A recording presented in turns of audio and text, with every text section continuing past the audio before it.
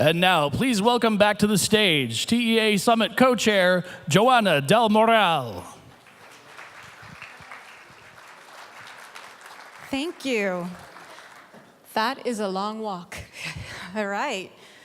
Is everybody awake after lunch? Yeah.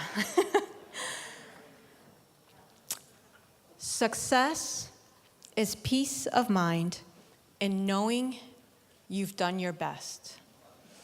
I hope all of today's speakers really take that to heart. That was such a great quote, and I really appreciate it.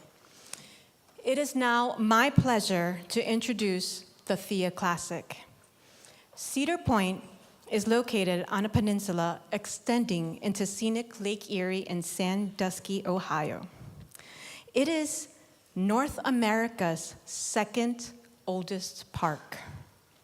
Since 1870, guests have visited the sandy shoreline to enjoy special moments together, whether that's on the beach or on a roller coaster. Today, the park is home to more than 70 rides, 4 hotel properties, 2 marinas, an 18-acre water park, and numerous water activities to enjoy on Lake Erie. That's impressive. Tony Clark is the park's Director of Communications, managing media relations and social media strategy, communication plans, crisis communications, new attraction development, the website, and more. He's been with Cedar Point for 12 years and is an avid amusement park and industry fan. Please join me in welcoming Tony Clark.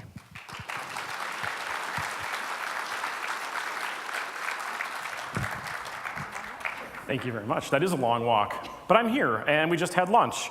So we just had lunch. I need you guys to help me out and stay awake. I don't know if this is a blessing or a curse to go right after we've eaten, but that was some good food, yes? That was fantastic.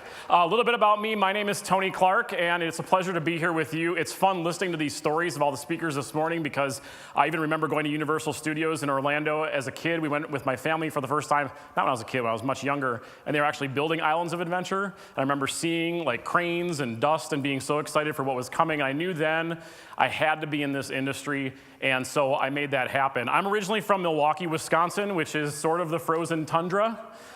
Yay, go Packers. Thank you, all 2 of you, for your support. Appreciate it.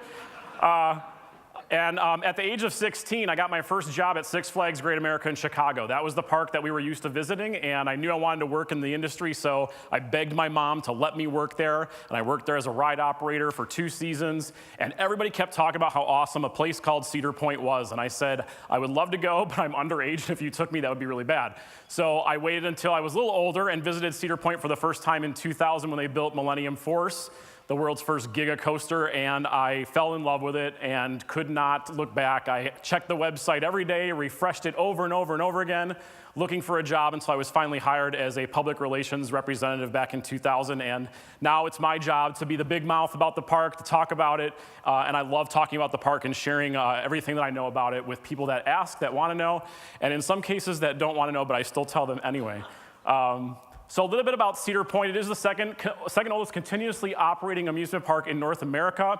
It's 364 acres jutting out into Lake Erie. Every time we show this video, people are a little taken aback because we've done focus groups. We've shown people who have never visited before, and they go, what is that? Where is that? It's in the middle of a little tiny town called Sandusky, Ohio, in between Cleveland and Toledo.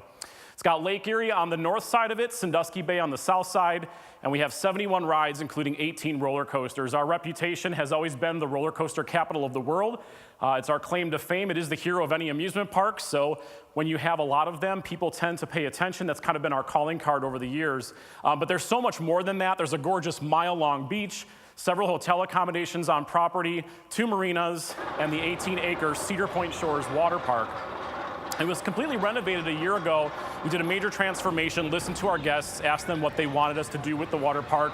We added an aqua drop combo tower, added 2 children's play areas, new dining options so that our executive chefs could create some really cool stuff, and also opened up the views of the Cedar Point beach.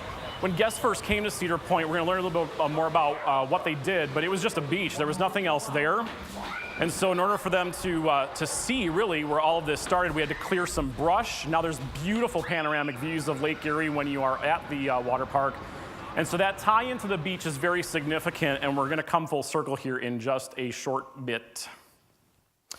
So over the years, not only has our look evolved, but so has the technology and in turn, the guest experience. And we've been suspending a good part of almost 150 years, making every effort to perfect this. And while we may not get it right 100% of the time, our team has always been giving it at least 150% while trying. So we make our mistakes just like anybody else does, but we always do our best to make sure our guests that visit have a wonderful time and take those memories home with them. So what makes Cedar Point a classic attraction? We've been around for a very long time. Why have we been able to sustain that longevity? Why do people keep coming back to Cedar Point year after year? We're celebrating our 150th anniversary in 2020. That's a big deal for us, and again, being the second oldest operating amusement park in North America, it's something we don't take very lightly. But even we have found reasons why we are such a true classic, and we're honored to accept that award here this weekend. We don't have time to go through all of the park's entire history. It literally is full of ups and downs like a roller coaster. But I do have some highlights, and interestingly enough, the park doesn't have a historian. So a lot of our history is kind of gathered from stories, gathered from those who had knowledge. We do have photographs, but from the beginning, no one was there taking pictures and archiving every single thing that happened on the property. So as we've evolved, we have all of this pretty much 99% on target, but it's still an interesting story. From the sky, this is what our property looks like. Began as a simple bathing beach in 1870, and families would come from all over via ferry boat, and they would enter on the lake side, which is the top right side of your screen. And interestingly, the boats would dock on that Lake Erie side and not on the Sandusky Bay side, which is the direct opposite of what it is today. And those two roads going up to Cedar Point in the peninsula did not exist. The causeway was built in the 60s. Cedar Point Road came much, much later, but the only way to get to Cedar Point was by boat. There were no roads, there were no fancy attractions, there were no record-breaking thrill rides. It was just a beach and a bathhouse. And I'll sound very old and get off my lawn, but these were simpler times with no hunger for technology, and there was great time spent together. What are those anymore? Does anybody know? We're trying to figure that out, and we're trying to make families spend more time together and put their phones down, but we have to figure out how to marry that with the experience at the park. In fact, the only technology you heard at the time was the hum of the ferry boat as it shuttled you over to the park as you were being taken to what would become a summertime tradition. We're known for our roller coasters, but the first one right there didn't even make it to the park until 1892. And hold on to your hats, this is very exciting. It's very boring by today's standards, but the Switchback Railway was just 25 feet tall, with a top speed of 10 miles per hour. And man, was it scary. There's rumors that people waited 3 hours to ride the Switchback Railway. They will probably wait 3 hours to ride our new attraction this year, which I'll share with you in just a little bit. And that was a very big thrill back then, even though that's very hard for all of us in the industry today to understand. The true transformation of the resort started in 1898 when George A. Beckling arrived. He's a businessman. He became one of the park's most influential managers. He had lots of experience in advertising and marketing. He directed a lot of the park improvements like a new merry-go-round, new bathing suits for the bathhouse, which I don't know if you rented them and gave them back. It's very strange, but that is part of the story. New paint and the general upkeeping of all the on-site buildings. He even led the development of the park's first hotel in 1899. And then into the 1900s, the Cedar Point Pleasure Resort Company, as it was called, would regularly spend as much as $75,000 annually on park improvements. And today, that may or may not get us a square of concrete on the midway to replace. So that was a lot of money to spend back then. And so with his leadership, it was kind of normal for crowds to exceed 10,000 people a day visiting Cedar Point. And then his advertising expertise actually helped spread the word about the resort, and more guests would come summer after summer, and thus the summertime tradition was born. And with all that growth, we had to build a new hotel.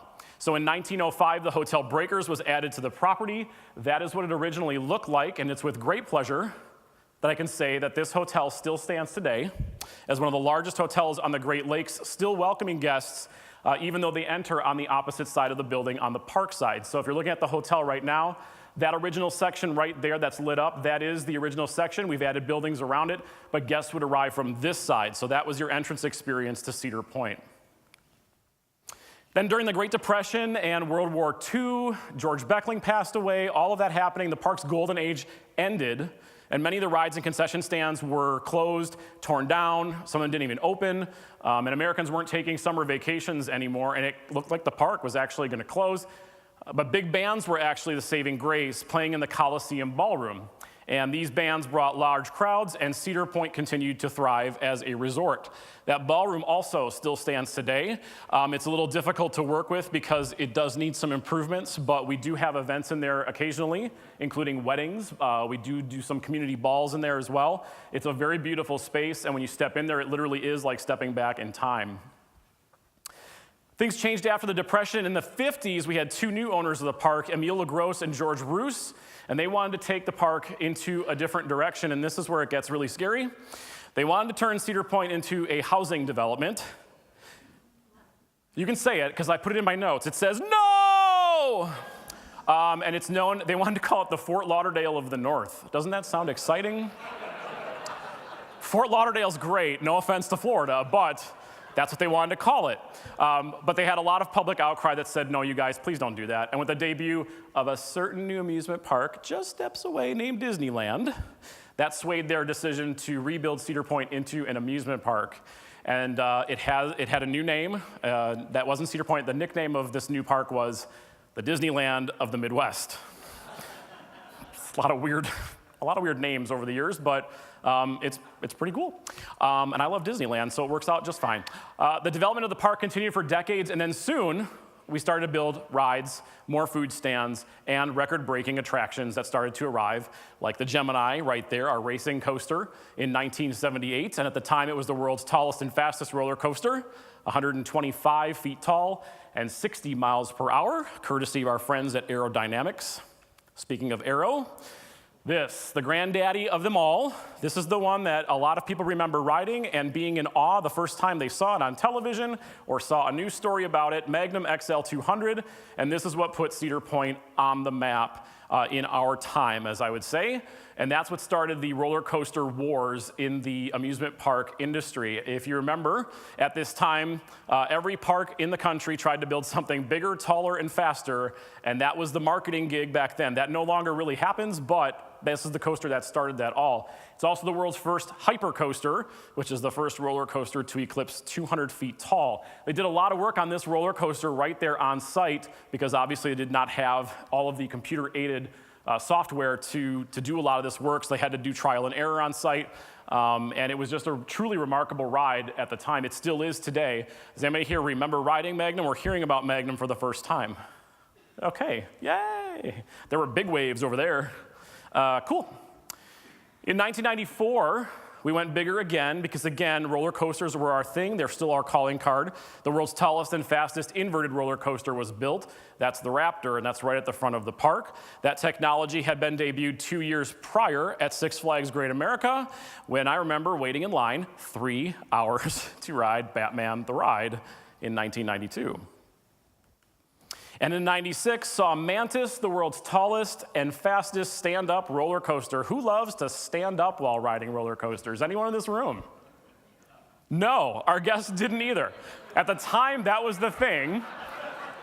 So we jokingly say that, we take, it's great because there's a lot of people in this room that have very specific talents, and we have to kind of work with you to figure this out. And so we worked with Bolliger and Mabillard to figure out how do we make this ride better. And so just a few years ago, we turned this stand-up roller coaster into a sit-down floorless roller coaster, so you can now sit down and enjoy it. The stand-up thing was popular at the time. Those tastes have moved on, and now we moved on to a floorless roller coaster, and it's still a great ride. And then the new millennium, the reason why I came to Cedar Point to visit, because I had to ride this, a roller coaster of epic proportions, Millennium Force, the world's first giga roller coaster. It broke 10 world records when it opened and debuted several firsts for our industry, including smooth magnetic braking on a roller coaster and an elevator cable lift system that would take you to the top at a faster speed, and it was much quieter than a traditional lift chain. And then we did it again in 2003 with Top Thrill Dragster, the world's first Stratocoaster. This roller coaster brought more new tech to the industry, including a hydraulic launch system, which was tested and proven with Accelerator at Knott's Berry Farm just down the road. It's Accelerator's Top Thrill Dragster's little sister. This one sends you from 0 to 120 miles per hour in less than 4 seconds. The ride is also only 17 seconds long, so if you blink, you'll miss it. And most people that ride it don't know what hit them, so they have to go, what? And they have to ride it again. And I would suggest if you do this, keep your eyes open so you can enjoy the view and enjoy the experience. So we also built the world's biggest wing coaster, the world's biggest backyard swing, the tallest, fastest, longest dive coaster with Valravn just 2 years ago. And now in 2018, we built another roller coaster so different, we had to define yet another roller coaster category with Steel Vengeance. This is the world's first hyper-hybrid roller coaster. The hyper-hybrid roller coaster combines two things, a hybrid roller coaster with a wooden structure and smooth steel track on top of it. We have 2 of them already at the park. They are much older from Aerodynamics. This one is new from Rocky Mountain Construction. So it is that hybrid technology. It's also the first hybrid to break 200 feet, giving it the hyper categorization. So we combine the two, and now we call it a hyper hybrid. Just like Millennium Force, it breaks 10 world records. And with this, it includes the most airtime of any roller coaster in the world with 27 seconds of airtime. That's that feeling of weightlessness when you're lifted off of your seat. It's something coaster enthusiasts love. It terrifies mom, and we love it. This ride goes upside down 4 times. It has a 90-degree first drop, top speed of 74 miles per hour. And having ridden a Rocky Mountain Construction coaster several times at different parks, including Twisted Timbers at King's Dominion just a couple weeks ago, this thing is going to be outstanding and an amazing ride. This ride was a wooden roller coaster. Some of you who are familiar with the park might remember it as Mean Streak. We no longer say those 2 words together, but that was a wooden roller coaster that was the tallest and fastest, built in 1991. Again, way ahead of its time then, but over the years people said, you don't need to do that with a wooden roller coaster. The experience was not as exciting as it was when it opened, and so we went to Rocky Mountain Construction and said, how can we take this and convert it into something that people will really, really love and want to ride over and over and over again? The same thing we did with Mantis and with Rougarou. Rougarou is the name of that floorless coaster now. So why do we do record-breaking rides? Why do we do record-breaking roller coasters? Why do we even do any of it? All of you will probably agree that it's because it's our guests who come to see us every day, the ones who really, really come to us for that break from their daily lives. They push us to go higher, faster, and we couldn't do it without our partners Aerodynamics, Intamin, Bolliger & Mabillard, S&S Worldwide, Rocky Mountain Construction, and all the other designer suppliers, and all those who helped us build our resort just like they did since 1870. And that coaster now has changed the look of the tip of the peninsula where Mean Streak used to be. And if you look really closely, you might be able to see the old wood, which was Mean Streak, and you can see just how much higher this ride is, because that's what our guests want. We ask them, what do you want? We want you to build bigger, faster, and that's why we're gonna come to Cedar Point. So today, it's not just the attractions and the coasters, though, it's also about the tech. And what we've tried to do is not necessarily push the tech into our guests' face, but how do we integrate that with the guest experience in the park without making it a requirement for everybody to participate? So electronic ticketing changed the way we do business, and it allows us to be more dynamic with our ticketing pricing and our admission strategies, thanks to partners like Accesso. We've been able to tap into the mobile space with our mobile app thanks to TE2. They recreated the entire thing and made it much more user-friendly. Our friends at Holovist helped us introduce augmented reality gaming with the Battle for Cedar Point, giving guests a whole new way to interact with each other and the park, so you can play the game if you want. You don't have to play it if you don't want to. Cedar Point is still the Cedar Point experience, whether you play it or not. And Cedar Point continues to offer Iron Dragon virtual reality. That breathes new life into our Iron Dragon roller coaster that's been a mainstay since 1987, thanks to VR Coaster. This experience, we have not made an all-day experience, so if families want to ride Iron Dragon during the day, they can, and then later on in the evening, it becomes a VR coaster. So we still give guests that choice of whether or not they want to have the full-blown technological advancement, or if they want to just have a traditional roller coaster experience. And then the historic Hotel Breakers was brought back to life in 2015 after a full renovation, thanks to JGJ Construction and our project managers, J&A. The original main building, again, is still there in the center and still welcoming guests on this side of the park. But we've added more buildings around it and more towers to evolve and meet consumer demand. So we're coming full circle. We've always recognized that we started as a little simple, humble beach resort. And attractions aside, we're going back to our roots this year. And we are going to communicate the beach more than ever with an all-new marketing campaign. And yes, there's Steel Vengeance, which is going to be the main attendance driver, but with the investments in hotel breakers, the luxury RV sites that we're installing, this is one of them at the tip of our peninsula. There's a new boardwalk that gives guests access from our parking lot to the Cedar Point beach so that they can actually see it and connect all the way down to the tip of the peninsula. So if you wanted to walk from the parking lot all the way down the beach, you can, and enjoy the beach activities that we have. So this is no longer just a day trip to the beach like it was back in 1870. It's a multi-day vacation destination drawing visitors from Ohio, Michigan, Pennsylvania, Indiana, Illinois, New York, Canada, and all over the world. And when the Cedar Point team takes a step back and really digests who we were then and also who we are now, it's pretty obvious that after almost 150 years in existence that I can say that Cedar Point truly is a place like no other.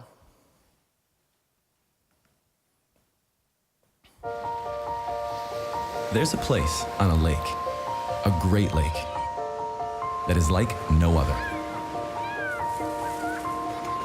It's a place of sand, sun, and splashes. Of drops and dives. Where you'll smile for days and create memories that'll last a lifetime. It's a place of song, dance, and wonder.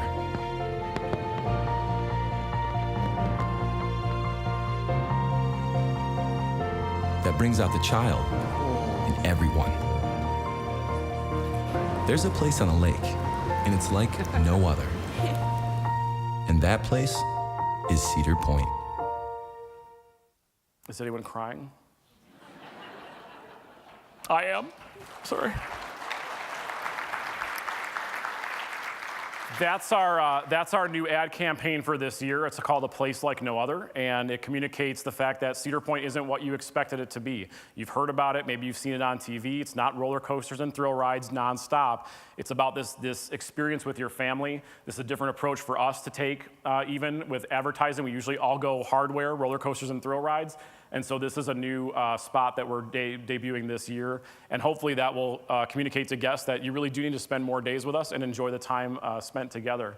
There's also a Steel Vengeance commercial as well that's being finalized, but those two will run in tandem to kind of tell our full Cedar Point story, bringing more action back to the beach, and really educating people that the beach is where we started and it's where we're going to continue to invest in and go.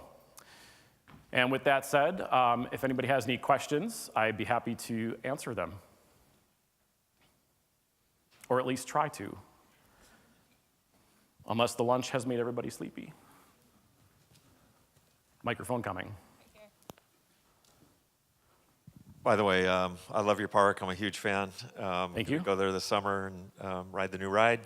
Are you running out of space? Do you still have room to grow on that piece of land? That is the #1 question we get every time we build a new ride. You're not going to fit everything in there. You're going to run out of room. We do exactly what every other park does and what every other family entertainment center does. You move things, you rearrange, and that's kind of what we do. We unplug one ride, move it over here, boom, you got a plot of land. We retire old rides that are no longer feasible to operate.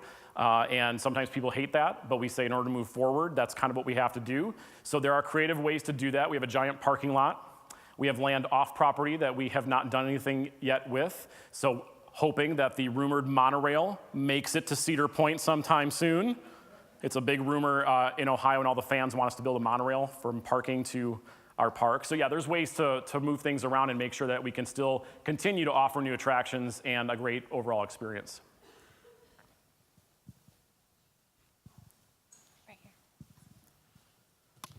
So that was a good segue to my question, which is where do old roller coasters go to die? Yeah, sorry about the microphone. Specifically, Demon Drop was in one of those locations where there was a location that was overtaken by a new coaster. So do those rides actually get reused in other parks, sister parks? Yeah, it depends on the useful life of that attraction. So Demon Drop was an Intamin drop tower. It was not at the end of its useful life, so we actually moved it over to Dorney Park in Allentown, Pennsylvania. So it still exists there as Demon Drop. Some rides we will scrap. It just depends on the available parts and if the manufacturer's still in business and if they can still maintain and provide track replacement parts and things like that. And you did say that was an Intamin ride? It was an Intamin drop tower, yep. Thanks. Yep. Hi, Tony. Great presentation. I got a question for you about what do you think young people are, what is their opinions, or how is that going to change the coasters of the future? Do you think it's going to change with our new generations? That's a really good question. So with Iron Dragon VR, we're trying to figure that out. We tested it the first season that we had it and just basically got the feedback. We weren't trying to say that this is gonna happen in the future. We're just, hey, let's test the waters. VR's big. But again, we didn't want to make it so intrusive that you felt, if I'm gonna ride Iron Dragon, I have to put those goggles on, even if you didn't want to. A lot of our guests loved it, both young and old. The younger crowd, we're learning that they don't necessarily want to put their phone down and talk to each other. We all know that. That's like not anything secret. It's how do we get them to interact with each other in our queue lines, and like the battle for Cedar Point was a great example of how we tried to figure out how to do that. There's games people can play in line. You hold your phone up and you can shoot targets and things like that. So they will always want the roller coasters. They don't understand our business, and we can't build them every year. So they, of course, always want the roller coasters. So it's funny, when we talked about Cedar Point Shores renovation, all over our social media was, where's the roller coaster? Why aren't you guys building a 500-foot roller coaster, roller coaster, roller coaster? And that's partly our fault, right? We're the ones who said we're the roller coaster capital of the world. But again, we all have to evolve in our businesses, and that's what we're doing right now. So as that taste changes and as they give us more feedback, if it means adding more technology, we will. If it means taking it away, we will. If all they really want is roller coasters, then we will build more roller coasters, and we'll never lose that legacy. But it's all about mom. What does mom want to do? Because mom's taking the kids. So if mom wants a 2-day vacation on the beach, she's going to get it. And that's why we've invested in our hotel and added the RV sites and everything else. So we will test those waters in the future, but we probably will not make it as constant as an all-day thing. It'll be like in little test spurts, if you will, to see if that appeals to people or not.